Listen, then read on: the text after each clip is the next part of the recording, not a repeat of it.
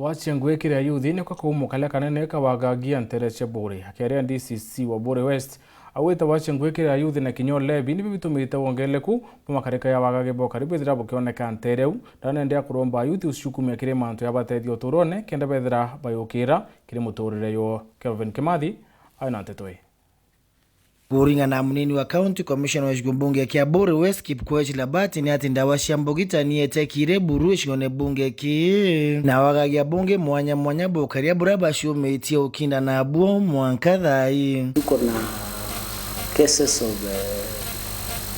drug abuse.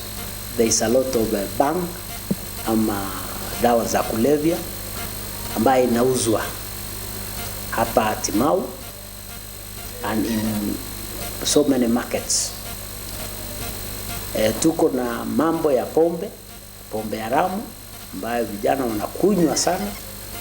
Baada ya hapo maneno mengi yanafanyika. Tuko na mambo ya robbery with violent cases of which may increase sana of late, especially during this dry season.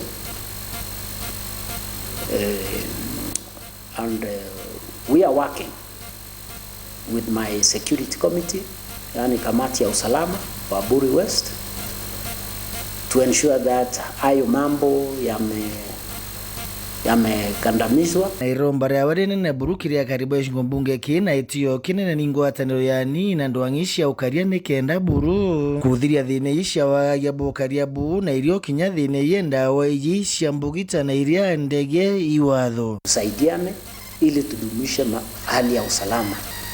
Tukiona mambo yanaenda mrama to report kwa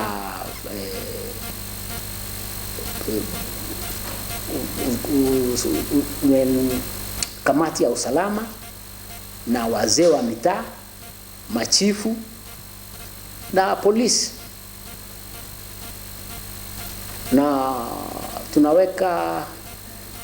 tunawaonya wezi ama wenye wanafanya wezi wa scrap metal kwamba tuko gangari na tunawaona na tutabambana na nyinyi. Bungi bwetumi mataro yawe kirindu kimbe the barabu ukara yawe bashukumite kiri thine ye na undene muno kinya kwethura kwina thine yanguge Buru kiri mugongo yuonthe. A lot of youth who are unemployed and we urge them actually to look for opportunities. Yani opportunities ziko mingi lakini vijana waoni. Kama vile tunaweza sema kutumia simu ya mkono ama rununu, there are so many jobs ambaye inaweza fanyika kupitia mtandao, lakini vijana wetu they are used to ile normal jobs, ile ya kufanya kazi kutoka asubuhi mpaka jioni. Lakini tungetaka kuwahimiza hawa watumie rununu kwa njia inayofaa, because rununu inaweza kukujenga ama inaweza kukuharibu.